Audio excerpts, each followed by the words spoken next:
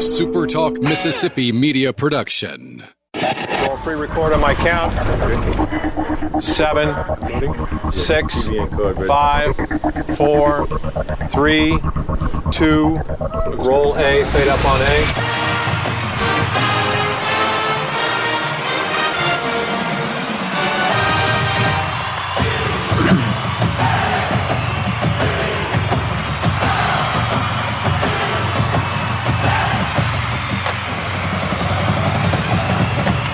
Southern Miss to the top.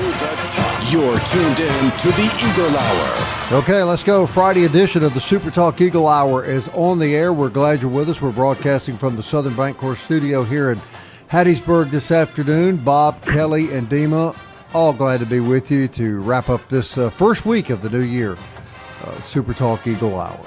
Great show today. We've got Athletics Director Jeremy McClain about to join us here, and always grateful for Jeremy's time, and we'll be reviewing some other stuff afterwards. But first, we want to get right to our interview with Jeremy. And first of all, thank you for coming on again. Happy New Year to you, and we always appreciate your time, Jeremy. You bet. Appreciate you guys having me. Happy New Year to you guys. Okay, so we were discussing this earlier this week, and I'm sure that you are anxious to hear what three guys like this think. No, seriously, Jeremy, we were talking about the biggest challenges of 2026, and so what we think is really obviously not important at all, but what you think is very important. So I'm going to start out today's interview with you by asking you, what do you think Jeremy McClain thinks will be the biggest challenges you as the AD will face here in the new year? Yeah, great question. I think some of the challenges of 26 will be similar to 25. I think for us, it's what we've seen probably in the last 18 months continuing to create challenges for us, and that is, we've added some expenses to what we're doing, and specifically as we think about rev share and creating a budget to support that to allow us to remain competitive and do the things we want to do, on top of all the other challenges, we face from a budget standpoint and trying to make sure that we do all the things we need to do operationally, that we hire the right coaches, that we can pay them the right amounts, that we specifically continue to improve our facilities as we simultaneously raise rev share dollars. I think that is the greatest challenge for us right now on kind of a big scale. If you look at the big picture, for us, we're trying to figure out ways to make sure that we can do multiple things at the same time, specifically when it comes to fundraising, supporting rev share, improving facilities, and continuing to support the day-to-day operations of the department. That's the greatest challenge for us right now. And one of the ways we've tried to attack that is by trying to tap into new revenue streams and try to think outside the box and try to create opportunities for ourselves that didn't exist in the past.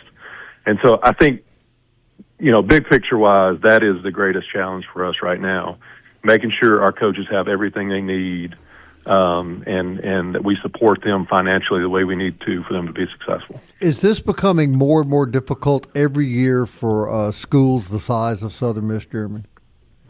I think it's difficult for everyone, quite honestly. I don't think it's, I don't know that there's certainly schools that are their budget's $150 to $200 million, it's a little bit easier to manage, but I do think it creates challenges for everyone.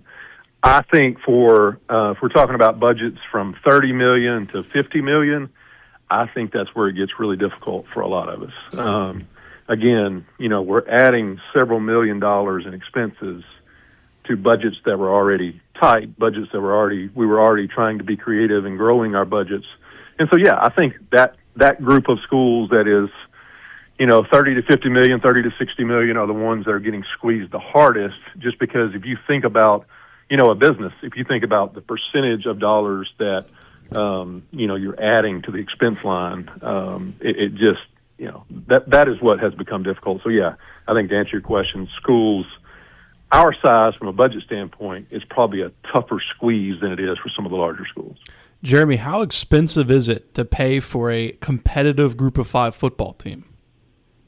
Well, I think it depends on what league you're in. It's there are probably some institutions that are getting away with spending, $500,000 or $600,000. There are some that are spending $10 million, $12 million, $15 million, and so that's a wide gap. I would say in the Sun Belt, and I don't have everyone's numbers, and probably wouldn't share them specifically if I did.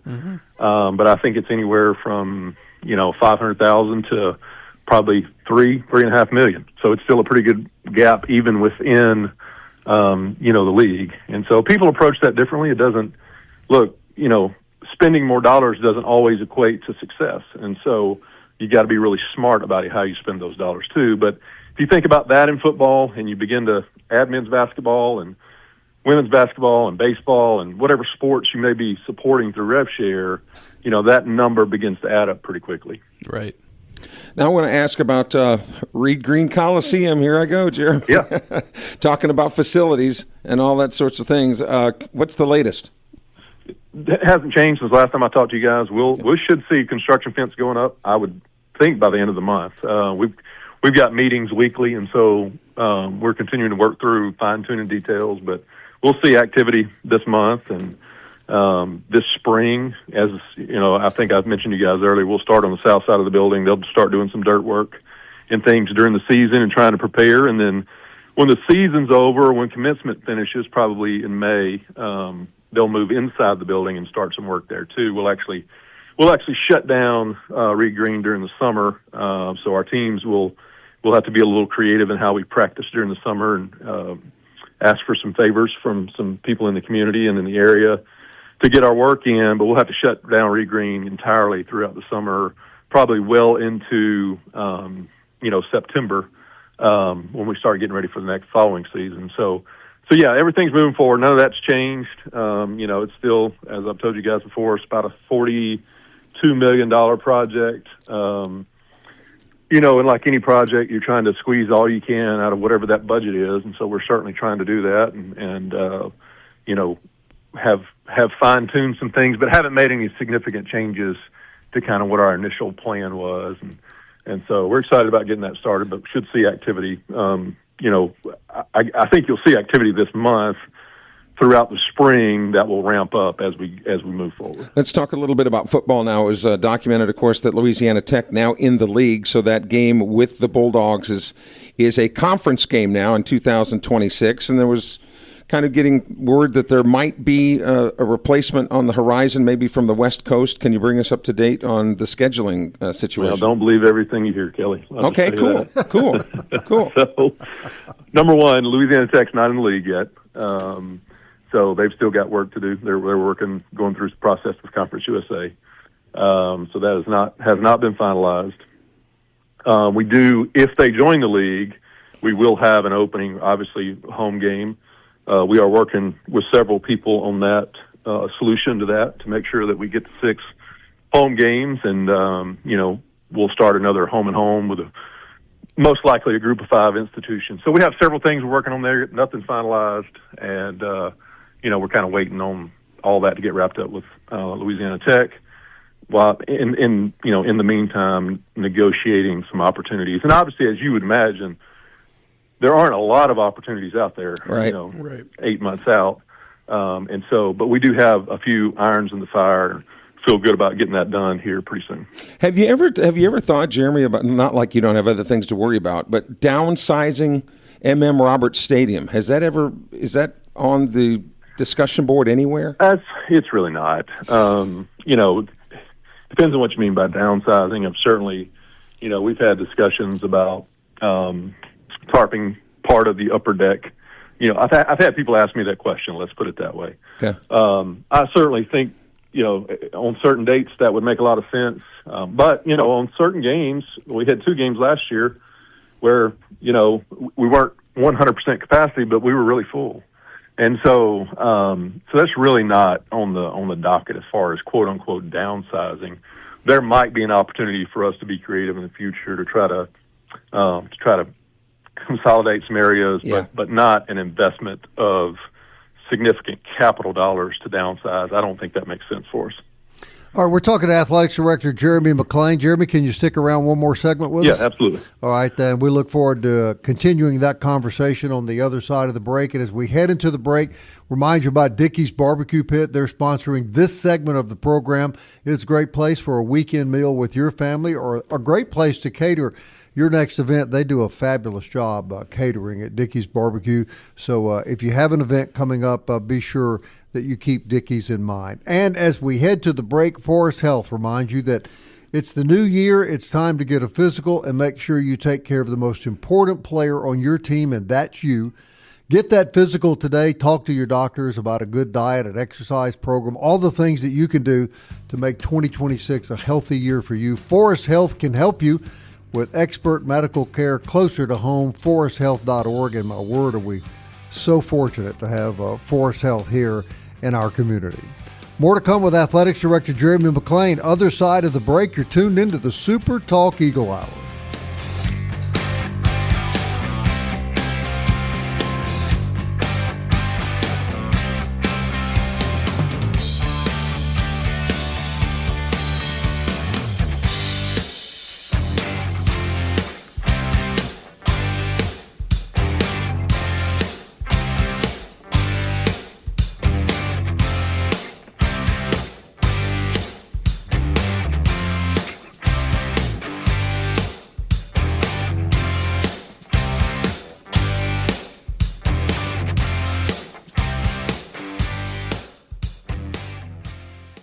Big news from Robinson Electric Supply in Laurel. We've moved. You'll now find us directly behind our old building, right by Sawmill Animal Hospital. We're still your trusted electrical distributor, carrying everything from conduit to tape. And don't forget our full line of Milwaukee tools. Whether you're a contractor or a DIY pro, stop by the new Robinson Electric Supply at 1222 West 6th Street and see what's lighting up Laurel. Robinson Electric Supply. New location, same trusted service. Southern Miss to the top. To the top. You're tuned in to the Eagle Hour. All right, Eagle Tire West sponsors this segment. They're on Highway 98 West. Former star Matt Warren invites you to see him for premium Goodyear products. Full-service auto and truck service is all at Eagle Tire West next to Smith Motor Company. Eagle Tire West, big Southern Miss supporters, family-owned and operated since 1985. Jeremy McClain is on the show with us. And Jeremy, we say this often, but this is very true. You never ask us what we're about to ask you when you come on the show, and we're grateful to that. So I'm going to ask you now kind of a tough question. Should I be nervous? No, I don't think you should be nervous. Okay. No. Right. But I just wonder, when you look back at the last year, you know, you brought Charles Huff in, and by all accounts, it was just a home run hire. Everybody really felt great about it. Of course, he leaves. Now you have Blake Anderson in place. It's a familiar face to all of us, and I think everybody that follows Southern Miss football feels good about Coach Anderson. I think I speak for a lot of people being here. Yeah. But when you look back at everything that happened, do you have any regrets about bringing Coach Huff here? None. No. You know, the year with him was really good in a lot of ways. I think, you know, he did exactly what we asked him to do. That was to come in and kind of get this thing turned in the right direction. I certainly was hoping, you know, I knew if he had success that people would come calling because he had already had success at another place. Mm-hmm. So that certainly was not a surprise. You know, I would love for it to have been 2 or 3 years, but we don't get to control all of that. We don't get to control when jobs come open. You know, this year was a really, from a volume standpoint of jobs open, it was, you know, just an unusual year. And so we don't get to control all that. Zero regrets. Other than, hey, if I could fix anything, I would like for Braylon not to get hurt and you know, and us to finish the end of the year a little bit stronger. But it was a really good year in a lot of different ways. I think if all of us kind of, you know, I'll use the term suffered. I certainly felt that way sometimes. We suffered through some really difficult years, last couple of years. And so to get back to the place where you're really disappointed when you lose a game and an opportunity to compete for a conference championship, right? And so we want to be in that situation where the expectation is what it is, and we're winning and we're in a position to compete for championships. And so I think Charles Huff did exactly what we asked him to do. He and I had a really good relationship. He left on good terms, was very transparent, And so zero regrets about any of that. And certainly, as you mentioned, Blake, I've said this, in the press conference, and I'll say it again. This situation was when we began to look at candidates for this job, we really dug into it, and it became pretty evident pretty quickly that there wasn't anyone whose resume and experience stacked up to what Blake could bring to the table. I think some people felt like just because he was in the building, he was going to be the next coach. Well, it really wasn't about that. It was about what he brought to the table, what he had done from a resume standpoint, and it wasn't even close when we began to compare him to other potential candidates for us. He has a big job in front of him now, though, does he not, in rebuilding the program? From the loss of players is what I mean by that. Yeah, he does. When you talk about graduating 30 plus guys, or them exhausting their eligibility, then you're going to lose another 20 or 25 or more, in the portal. And so we're kind of back to where, all right, we're going to have 50 plus new faces, in this building. And, that is a challenge always, because just adding, that volume of players in a short period of time is going to create challenges. But I will tell you that our guys haven't blinked. They have been up here working from 6 a.m. to midnight every day since we got back from the bowl game, and we've had recruits in nonstop, since the portal opened on the 2nd, and we've gotten several quality commitments. I think they've got a great plan about how they want to build this roster out. And the portal works both ways. I think people get frustrated when young men choose to get in the portal and go see what other opportunities exist, and we lose a good player, but it works both ways. There are really good players in the portal who want the opportunity to play, and so their job as coaches and our job as administrators is to select the right people, put the right people in our building, and then bring them together as a team as quickly as we can. And that's the world we live in today. And so our guys are up for the challenge, and we're here to support them. I'm really excited about the way it started for us. Jeremy, basketball question for you. There's so much talk about football, transfer portal, NIL with football. I mean, I think it's almost equally as bad for the group of 5 teams in basketball. Yeah. And you're playing all this time. I mean, great win last night by the men's team. The women's team starting off so well. But it just all comes down to one game. I mean, one tournament in March. I mean, is there any fix to it? Well, I don't know if there's a fix to that right now. As far as access to the NCAA tournament, it's gotten, unless we choose to expand the tournament and create more opportunities, I'm not sure that helps us as a league at the moment. We certainly are working kind of nonstop to figure out ways to improve, our basketball opportunities as a league. We have a ton of conversation about that. The reality is right now there's not a lot of – most leagues are going to be one-bid leagues. It just is what it is right now. And then there's going to be a group of leagues that are going to send multiple teams. And so I think it is a challenge, certainly, especially when you live in this portal era where you've got a lot of new faces each year. So our focus has been to try to get to a place, and I think we're seeing it on the men's side. You've got a lot of new faces.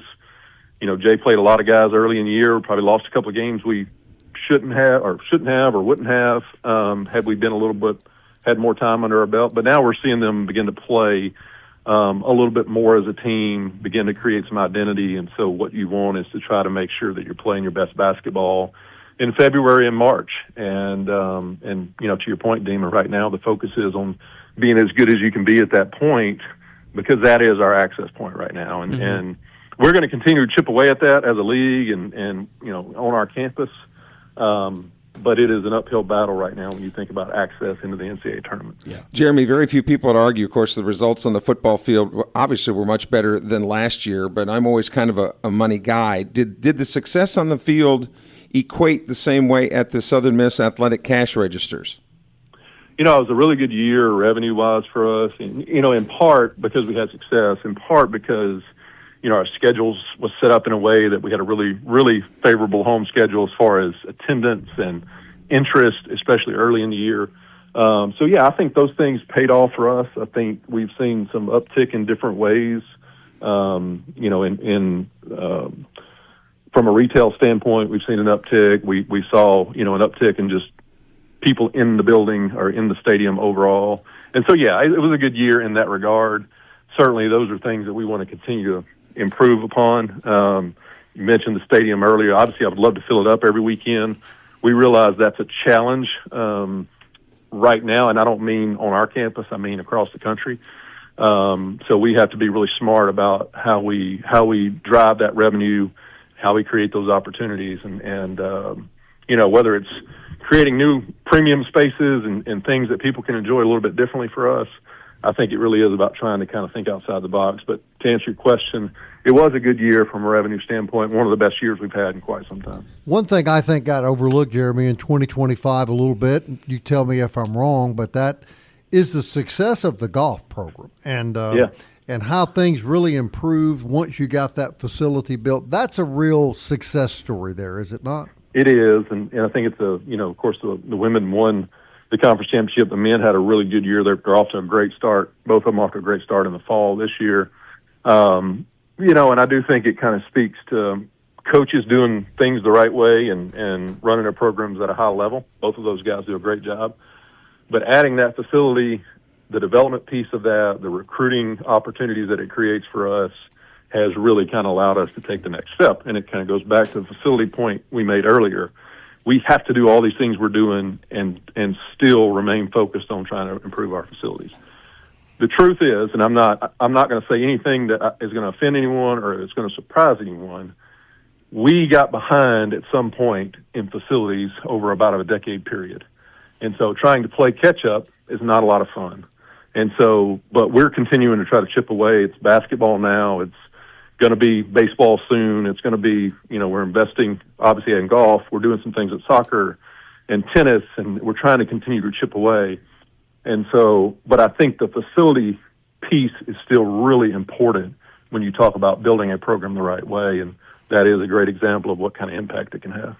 And the good news, Jeremy, is it's 37 days. It's either 37 or 38 till baseball season starts. 30 seconds left. We're all anticipating a really, really good baseball team, aren't we?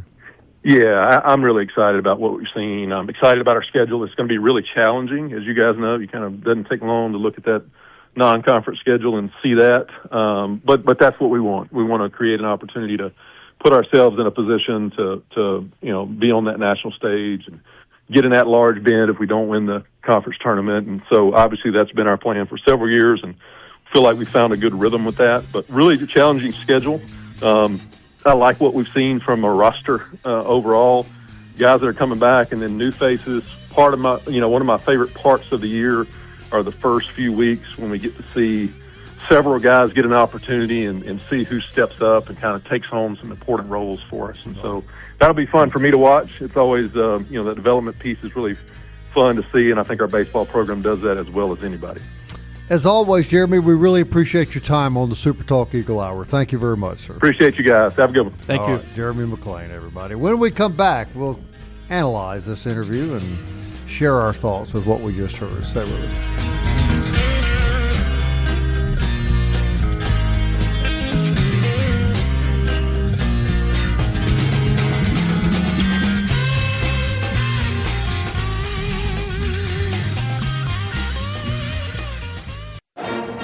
Eagle Hour, Southern Miss to the top.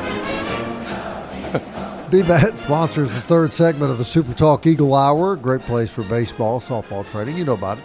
Hardy Street, state-of-the-art facility. Luke Reynolds manages it, and he'd love to see you down there. They'd love to see you at MCS Home Center. Home repair, home remodeling, home construction, everything you need for your next project, home, lawn, or garden. Available at MCS Home Center in Bellevue. Check them out, 7329 Highway 98 West.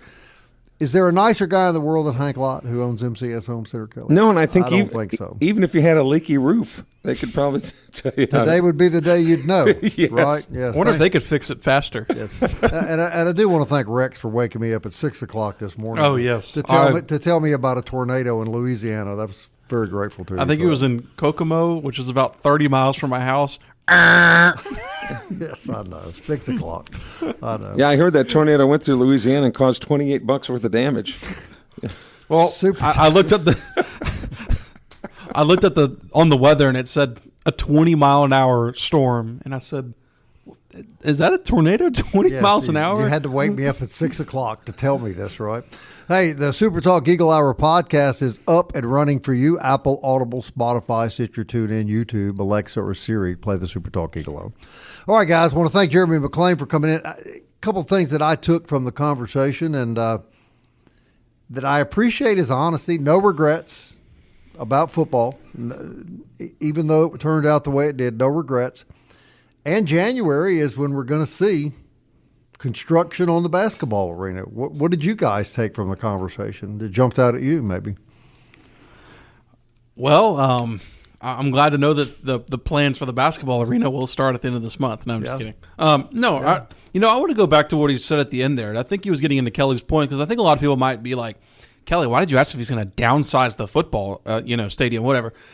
When he talked about the facilities being behind, and just from my experience, and I really didn't know this until I started covering the team 5 years ago, going around to these other Sunbelt schools, these other Sunbelt stadiums and football and basketball stadiums, baseball stadiums, just from what I've seen from like the press box and the box areas, I mean, I'm talking light years better than, and I love Southern Miss's press box. Like, don't get me wrong, I'm happy that we have it. I'm happy that Jack Duggan and his staff do a terrific job there. I don't have any complaints with what they have. With what they have, they do well with what they have. Right. But the facilities could easily, they need an upgrade. I mean, it's bottom line.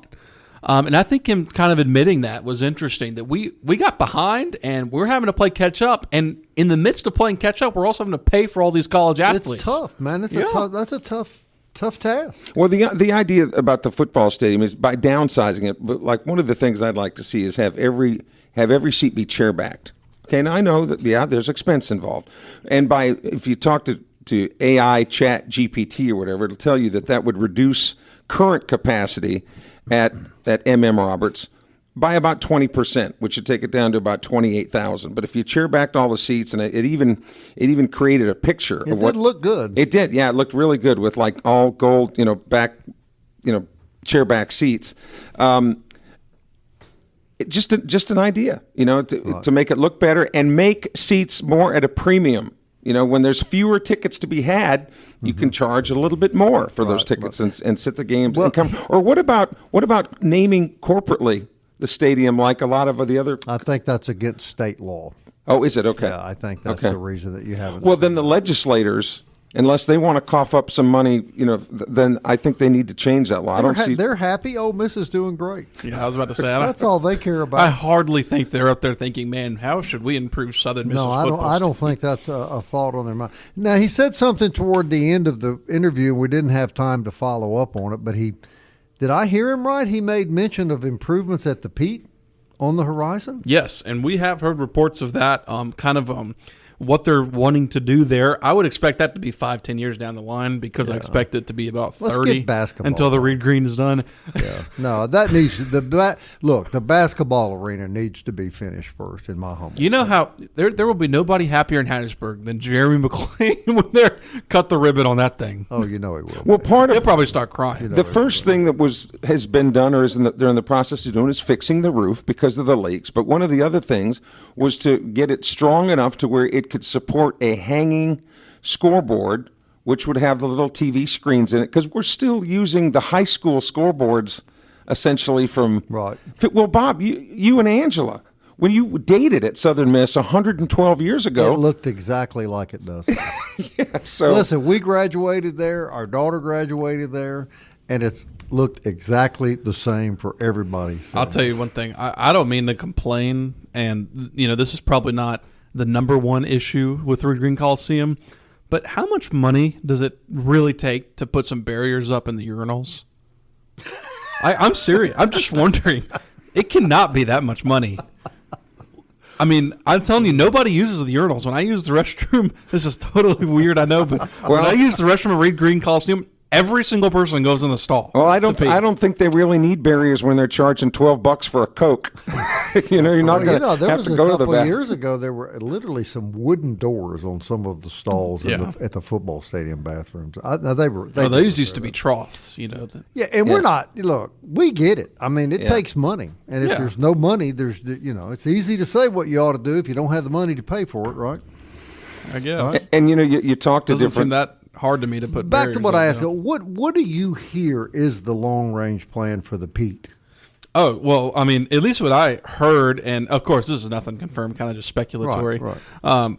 Was that they're going to redo the batting cages on the left side, where that kind of outdated, to beef up recruiting. And then on top of that is where they're going to put some suites up there, is kind of what I heard. And then where the ticket office is, where you're walking into the gate, it's on the right, kind of old. There's like there's that there, and then there's the bathrooms there. I think they're going to redo that and then put some more seating right there. Right. That's just speculatory. That's nothing confirmed, nothing like that. That's just what I initially heard was kind of the. Here's one thing they could sell, because I do know for a fact there's a pretty long waiting list for suites at baseball.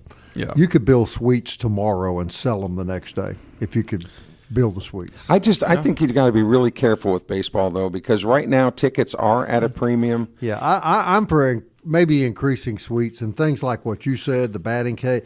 I personally would agree with Scott Berry, who said a couple of years ago, I don't want to see a big expansion. Right. I'd rather see people scrapping over tickets than to have 5,000 people there and there's 4,000 empty seats. Right. And that was. I don't think you're ever going to go up to an 11,000 baseball stadium. Right. You're more talking about extending access because the demand is there. Like there's no question the demand Right now is there. there is. Yeah, but I don't expect for the baseball team to fall off. Well, nobody would, but I'm saying realistically that'll happen at some point. Well, that's the reason I brought up the question about the football stadium. Is because, why not have fewer seats to where tickets are more in demand, the crowd is more intimate, they're on top of the players instead of being, You should post that picture that you had created on our Facebook page where people can see it. It is very sharp looking. It's just an AI image of what I don't it would think look they would like. ever make that type of capital investment like you were saying. Well, like between 100 I think he mentioned that they were considering putting tarps. I think I heard him right. Did he say tarps? On the east upper deck of the east side. See, I think that's a terrible idea.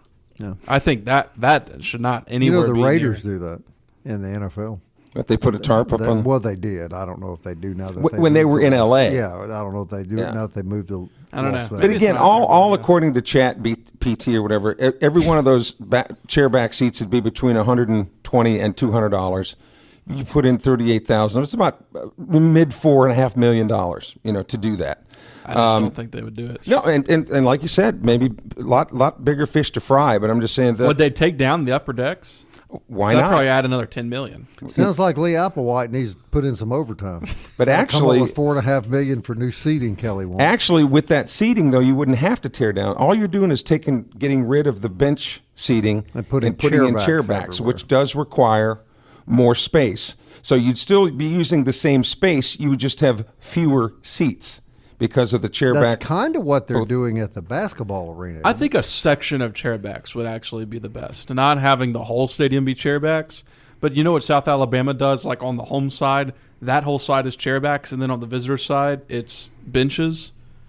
Benches through the rest of the stadium. I think like having a chairback section and then selling those seats as a priority, premium seating. There really are no chairbacks other than the few in the upper deck, right? Toward the middle of the I forgot field. about the upper deck, but yeah, there's no chairbacks at all throughout the whole stadium. But yeah, if you want that picture, Bob, we can post it. See, it's kind of neat. Dean will know how to do that. He's our internet guru. No, I'm sorry, Kelly. I didn't mean to insult you. I do realize that you're very proficient in all things. He doesn't even know what it is. What did you just call it? Chat LOL? Chat TPG or what is it? Just stop. I don't know all that. Okay, but I will say we haven't even mentioned this, but man, hell of a football game last night, right? Well, we'll talk about that when we come back. Okay. There's no question about it. That was exciting college football. That was awesome. No question. What and about great men's win as well last night. I was just going to say hello. Yeah, I want to overtime. talk about that as well as the men really put it on Texas State in overtime. They only put it on them in overtime, but that's okay. No, it was a competitive basketball it was. game. Texas State's pretty good, I thought. I mean, when the odds makers have it as a 1.5 point spread either way, that they were expecting a very Well, I close say game. kudos to Jay Ladner. He's got a complete new roster, new coaching staff. They've won 10 games already. Without their star player. They're 4-1 in the league. What is there to complain about right now? Not right now. We'll review the basketball game and mention the football game as well when we come back.